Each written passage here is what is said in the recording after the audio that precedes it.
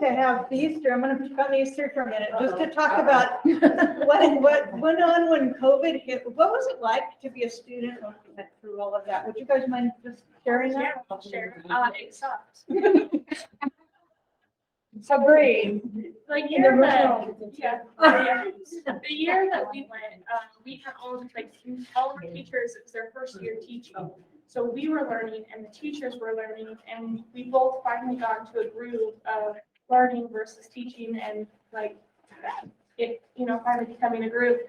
And I remember it was like mid-March, late March, I was standing in the OR watching a gallbladder getting taken out. And a big dude from the OR comes in and he says, "You a student?" I said, "Yeah." He goes, "You need to get out."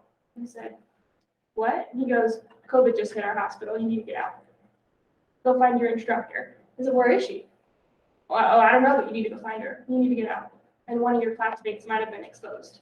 So I was like, "All right, goodbye." So I'm like, just leaving because I'm like, I don't know what to do. So I changed out of the OR scrubs. And I was just walking out of the hospital because I couldn't find anybody. And my instructor found me and she was like, "Just get in your car and go." Like, post-clinical? Post-clinical? You're going to say post-clinical right now? No, get in your car and go home. The pandemic has just arrived. So then I think Monday or Tuesday, we were completely online, didn't skip a beat. And we started just doing what we're doing right now, Zooming all of our classes online. And then we didn't get any clinical besides just V-Sims. Simulations for the rest of the year, which was actually really scary because then you have to go practice on a real person for the first time. And so long. Yeah. The last clinicals were in March. Yeah, our last clinical was in March, and so we lost a lot of our in-person clinical time, and it was fine. And then, all three of us went to the BSN program after that, and then having real actual patient interaction through that program, I was like, this is weird. Real people. And now I'm an ICU nurse at St. Mary's, and I'm an ICU nurse in the Montrose Regional Health, and I'm a psych nurse. yeah, we made it through. Do you take appointments? I'm sorry? Do you take appointments? Yeah, I'm not. I just hand out the meds. It's already prescribed.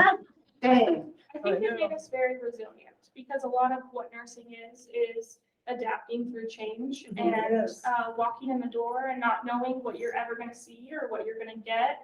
And I have had nurses that have been nurses for 30 years tell me, like, I have been a nurse for 30 years, and the stuff that you guys have seen as students through a pandemic was more than I saw in my 30 years. Because we saw death, we saw intubations, we saw extubations, we saw heated high flow on a med surg floor.